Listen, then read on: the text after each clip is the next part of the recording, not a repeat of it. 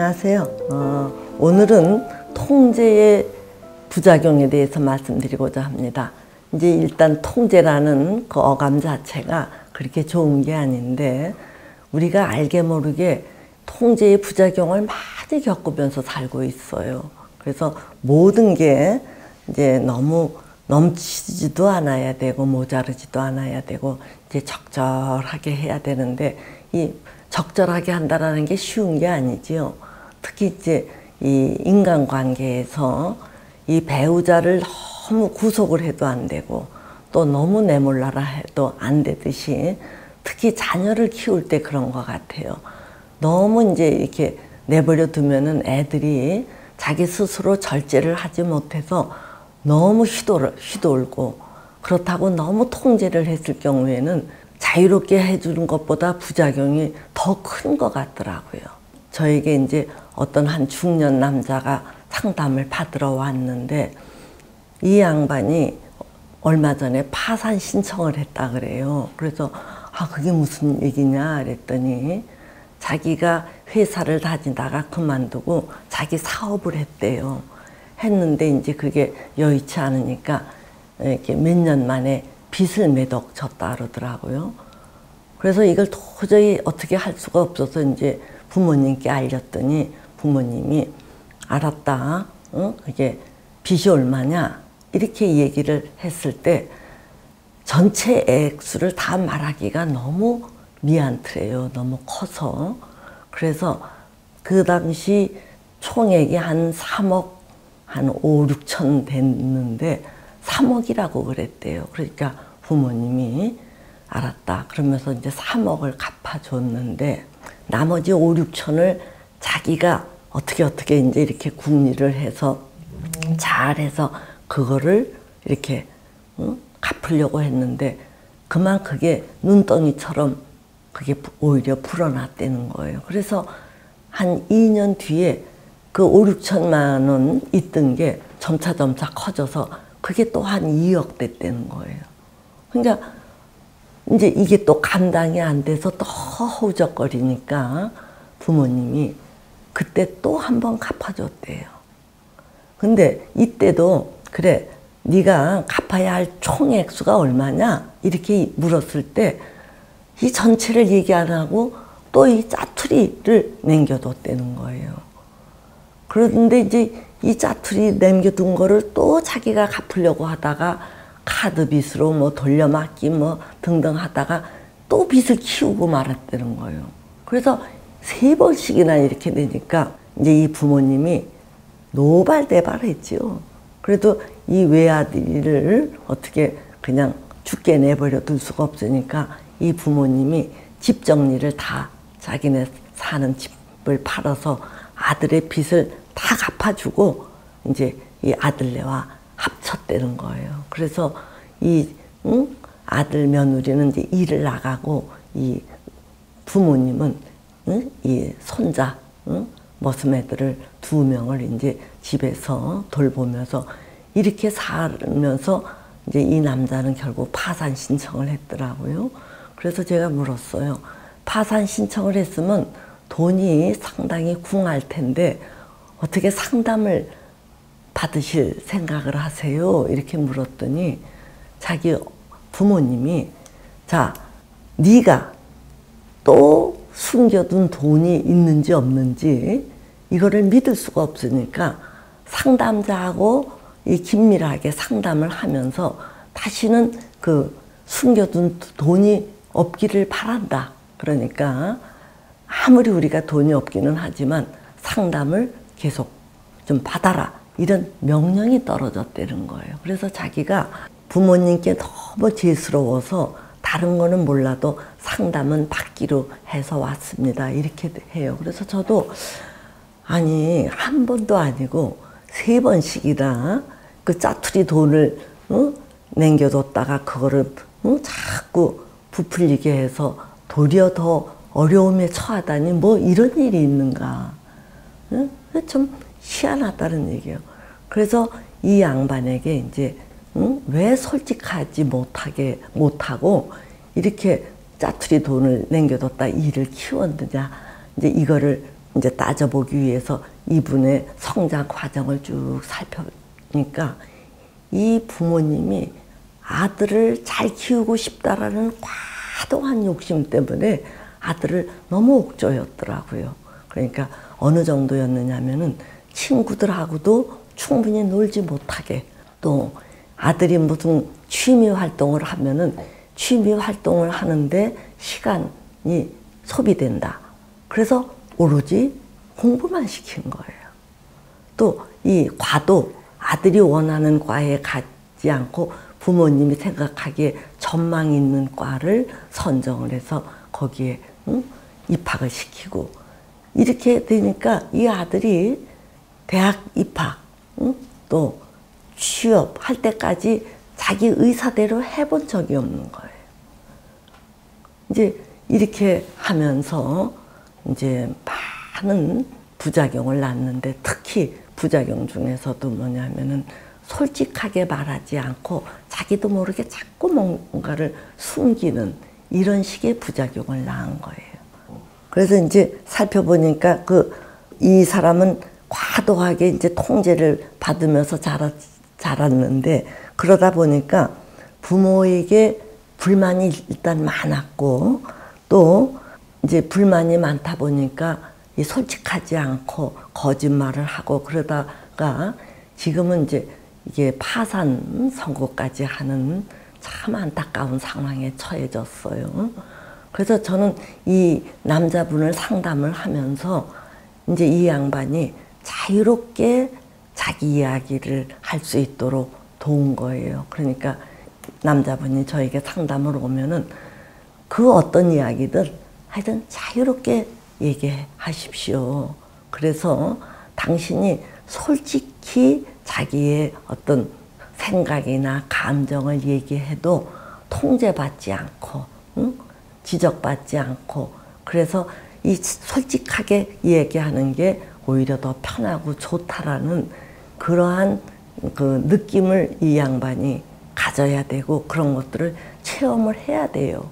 그래서 바깥에 나가서도 이제는 조금 어렵더라도 솔직하게 하는 그런 이제 발판을 상담해서 만들어 주는 거거든요.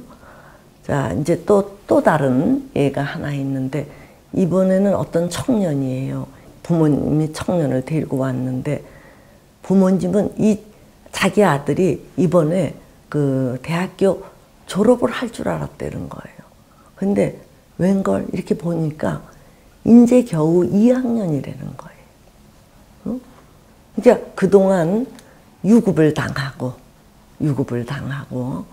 또 학사 경고를 받고, 그런데도 불구하고, 그래서 휴학도 하고, 그런데도 꼬박꼬박 집에서 이 등록금 이런 것들을 다 타가고 이 바깥에서 따로 노는 거예요. 알바하면서 학교 다니는 척하고. 그러니까 이 부모님이 세상에 속일 걸 속여야지 이럴 수가 있느냐, 이렇게 이제 참 기가 막혀서 왔어요. 그래서 저도 이 청년을 이렇게 보면서 이게 정말 속일 걸 속여야지, 같은 집에 살면서 학교도 안 다니고 휴학했어도 속이고 유급을 당했어도 속이고, 이게 뭔가 하고 이렇게 보니까 이 친구는 정말 어렸을 때부터 이 자기 뜻대로 한 게 없는 거예요. 이게 부모님이 시간까지 재가면서 픽업해갖고 학원에 떨궈 놓고, 또 학원에서 끝날 때 되면 픽업해서 데려오고, 이렇게 옥조이면서 키웠는데, 고등학교 때까지는 옴짝달싹 못하고 끌려다니다가 대학교에 가서 조금 자유로워지니까 이때는 스스로 절제할 수 있는 능력이 없는 거예요. 야호, 자유다 이래갖고 마냥 앞뒤 생각도 없이 질주하듯이 그렇게 살다가 이 엉망진창이 된 거예요. 그러니까 이 지금 벌어진 사태 앞에서 이제 망연자실해야 하는 부모, 또 대책도 없이 지금 엉망진창을 만들어 놓은 이 청년, 이걸 어떻게 하겠어요? 그래서 제가 이 사례는 참 만만치 않다. 물론 앞서 말한 그 중년의 그 남자도 솔직한 자기 표현을 하도록 촉진시키는데 한 1년 걸렸어요. 근데 이제 이 청년은 이제 그 중년 그 남자는 부모님께 죄송해야 하는 마음이라도 있으니까 꼬박꼬박 상담이라도 다니죠. 이제 부모님 집도 다 날렸으니까 그런 죄송함 때문에 꼬박꼬박 상담 다니면서 이제 궤도에 올라가는데 이 지금 대학생인 이 청년은 부모에게 뿔따구가 나 있어갖고 부모가 망연자실을 하든 말든 아무 개념이 없는 거예요. 그래서 제가 이 청년의 마음에 있는 이 분노, 아주 이게 적개심에 가까운 분노지요. 그러니까 자유롭게 살지 못한 이 분노가 일단 가라앉지 않으면은 아무것도 안 되겠다 이렇게 여기고 그 청년에게 너 나랑 상담 받을래? 그랬더니 대꾸 안 해요. 그래서 이 부모에게는 어쨌든 이 애는 부모에게 미안해하는 마음도 없고 또 부모를 이제 불신하는 거죠. 이제 아주 적대적으로 대하는 거예요. 그리고 자기를 사랑하는 마음도 없고 자 뿐만 아니라 이 마음 속에 이 주변 사람들에게 낭패감을 주고자 하는 복수심도 있다. 그러니까 자기가 자기 뜻대로 살지 못한 거에 대한 분노가 부모, 자기, 주변 사람들에게 다 이렇게 확산되어 있으니까 이 분노가 일단 어느 정도 풀어져야 이제 이 학생이 이제 다시 바닥에서부터 하나하나 다시금 커야 되는데 그게 그렇게 쉬울 것 같지 않다 이렇게 얘기를 했더니 부모는 뭐 화도 나고 엉엉 울기도 하고 이렇게 하는데 그렇게 낭패스러워서 뭐 어쩔 줄 모르는 이 부모를 냉담하게 이렇게 쳐다보는 거예요. 그래서 제가 이 부모를 연맥이는 이 분노 이거를 어떻게 도와줄까 하면서 이 청년에게 제가 정말 이 간청하듯 자 나는 너를 돕고 싶다. 너를 돕고 싶은데 네가 나를 좀 매개로 조금 거듭나는 작업에 동참했으면 좋겠다 그랬더니 이 친구가 저를 끔벅끔벅 하다가 쳐다보고 하면서 하여튼 다시 말씀 집에 가서 생각해보고 전화 드릴게요. 이렇게 얘기하고서는 돌아갔어요. 갔는데 그 뒤로 연락이 오지 않으니까 제가 안타까운 심정으로 그 청년 자 여기서 이제 제가 마지막으로 드리고자 하는 말은 우리가 그 과도한 통제를 하는 거는 그게 독약과 같다는 얘기예요. 그게 너무 이제 기대를 갖고 상대방의 자유를 옥죄었을 때 그게 좋은 결과를 낳는 게 아니라 오히려 거꾸로 이렇게 부모에 대한 적대적, 자기에 대한 불신, 주변에 대한 복수심 이런 걸로까지 퍼진다라는 걸 아시고 적당하게 풀었다 조였다 하시길 바랍니다. 그러니까 그렇다고 너무 방임하면은 이 젊은 청소년들이 뭔가 이게 질서가 잡히지 않아요. 그러니까 부모님이 조일 때 조이고 또 풀 때 푸는 이런 적정선을 잘 이거를 이제 가지셔야 되는데 이제 이 적정선을 어떻게 갖는 거냐 하면은 자기가 자기 행위에 대해서 잘 모르잖아요. 그러니까 우리가 수시로 주변 사람들에게 자 내가 이렇게 하는 거가 너에게 어떻게 비춰지니?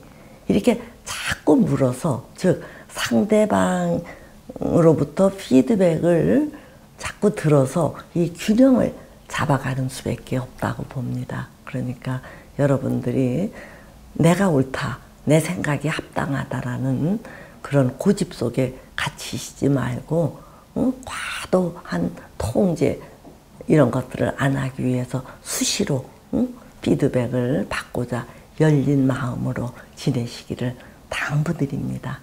예, 오늘은 여기까지 하도록 하지요.